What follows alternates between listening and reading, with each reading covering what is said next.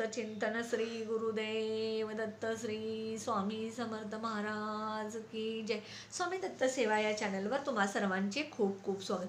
तुम्हा सर्वांचं आरोग्य उत्तमच राहू दे, राहिलेलं आयुष्य आरोग्यदायी होते, तुम्हाला दीर्घायुष्य मिळते असं मी स्वामी चरणी प्रार्थना करते आणि माझ्या व्हिडिओला सुरुवात करते।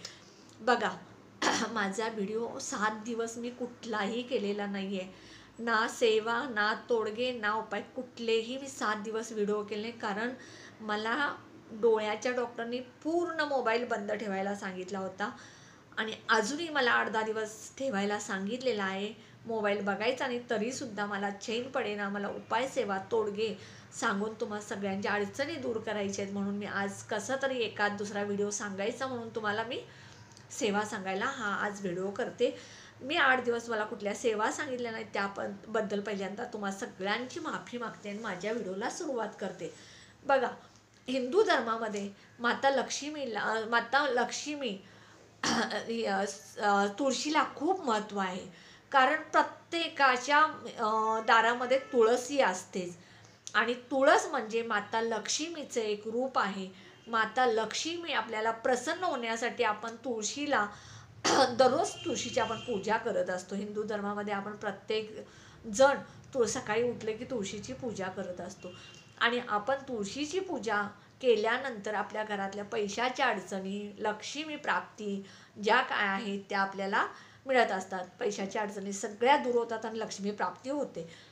आपण दररोज सकाळी उठल्यानंतर आपण तुळशीला जल अर्पण करायचं आहे। हे जल अर्पण करत असताना सगळ्यात महत्त्वाचं आपण आंघोळ करून आणि सूर्योदयापूर्वी जर जल अर्पण केलं तर आपल्या घरात कधीच पैशाची कमी पडत नाही आहे। आपल्याला पैसा भरभरून मिळतो। आपण कष्ट केलेलं, मेहनत केलेली, नोकरी केलेली त्याच्या पैशाचा चांगला उपयोग होऊन आपल्या घरामध्ये पैसा टिकून राहत असतो। पण कधीच आपण आंघोळ न करता तुळशीला हात लावू नये, तुळशीला पाणी अर्पण करू नये। सगळ्यात महत्त्वाची गोष्टी, जर तुम्ही तुळशीला जल अर्पण आंघोळ न करता केला किंवा तुम्ही तुळशीला आंघोळ न करता हात लावला तर त्याचे दोष तुम्हाला लागतात आणि तुमच्या घरामध्ये पैशाच्या अडचणी निर्माण होतात, दरिद्रता यायला सुरुवात होते। मग कधीही तुम्ही तुळशीला आंघोळ न करता हात लावू नका आणि आंघोळ न करता जल अर्पण करू नका। दररोज आंघोळ करूनच सूर्योदयापूर्वी जल अर्पण करायचं आणि तुळशीची पूजा दररोज करायची, हळदी कुंकू लावायचं, अगरबत्ती लावायची, त्यामुळे आपल्या घरामध्ये पैशाचे दोष जे आहेत ते सगळे निघून जातात। तुळस प्रत्येकाच्या दारामध्ये बाल्कनीमध्ये तुळसी असतेच आणि ही तुळस जी आहे ह्या तुळशीमुळे आपल्या घरातली नकारात्मकता, वाईट शक्ती, आजूबाजूचा वाईट शक्ती आपल्या निघून जात असते। आपल्या घरामध्ये संकट येणार असेल, आपल्यावरती संकट येणार असेल तर माता लक्ष्मी आपल्यावरती ते संकट घेते आणि ज्या वेळेला आपण खूप काळजी घेऊनही आपली तुळस वाळते त्यावेळेला आपण ओळखायचं की कुठलं तरी संकट आपल्यावरती येणार होतं, हे संकट तुळशीनं आपल्यावरती घेतलेलं आहे। दररोज आपण तुळशीला जसं लहान मुलाला जपतो, लहान मुलाला जसं आपण सांभाळतो तसं आपण तुळशीला सुद्धा सांभाळत असतो आणि ही तुळस आपण माता लक्ष्मी म्हणून पूजा करत असतो। ह्या तुळशीची पूजा केल्यानंतर आपल्या आयुष्यात खूप खूप सुख, समाधान, आनंद येत असतो, घरात पॉझिटिव्ह राहत असतं, घरातले निगेटिव्हिटी सगळी निघून जात असते, आपल्या आजूबाजूचे जंतू वगैरे सुद्धा ह्या तुळशीमुळे निघून जातात। जेवढी जास्त आपल्या घराच्या आजूबाजूला तुळस असेल तेवढं आपल्या घराच्या आजूबाजूला वातावरण प्रसन्न राहत असतं, हेही त्यामागे कारण आहे। पण तुळशीची जर पूजा करत आपण दररोज केली, आपण तुळशीची पूजा केली, तुळशीला शुद्ध गाईचा तुपाचा दिवा लावला तर आपल्या आयुष्यात पैशाची कधीच कमी पडत नाही।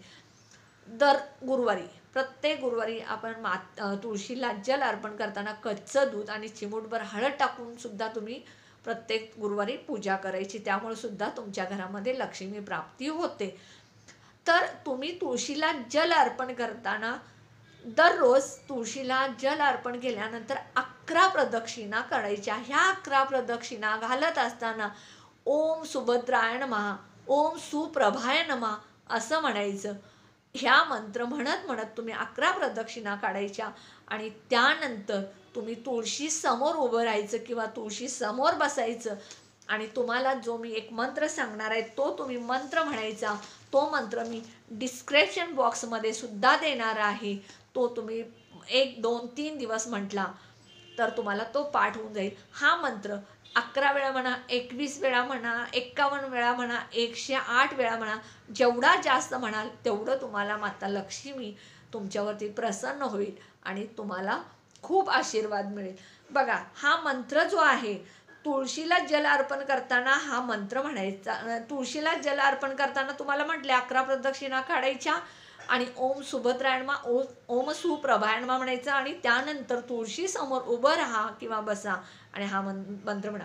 महाप्रसाद जननी सर्व सौभाग्यवर्धिनी आधी व्याधिहारा नित्यम तुलसी त्व नमोस्तुते.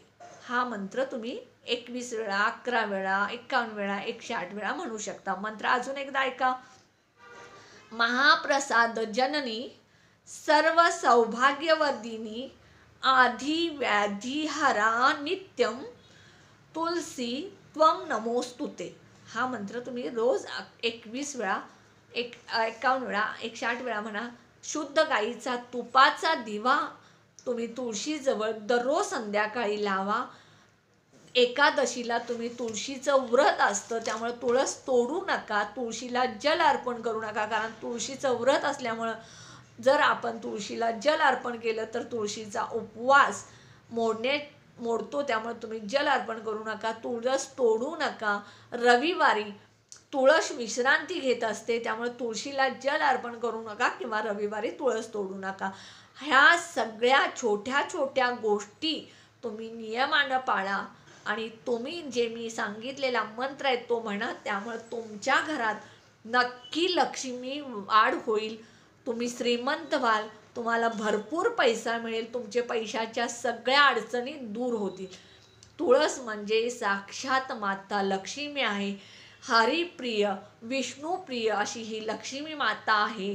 कृष्णप्रिय अशी ही लक्ष्मी तुळस आहे. या तुळशीची जेवढी जास्त पूजा कराल तेवढं तुम्हाला त्याचा फायदा होईल आणि तुम्ही श्रीमंत व्हाल, तुमचे पैशाची अडचणी दूर होतील, तुमचं आयुष्य सगळं सोन्याहून पिवळं होईल, तुमचं आयुष्य सगळं बदलून जाईल.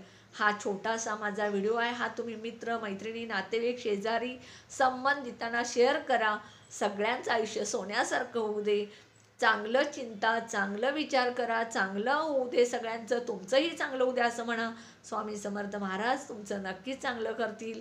माझ्या व्हिडिओला जास्तीत जास्त लाईक करा, व्हिडिओला कमेंट करा, ऑल बटनला क्लिक करा. त्यामुळे माझ्या छोट्या छोट्या व्हिडिओतून तुम्हाला काय वाटलं हे कळेल.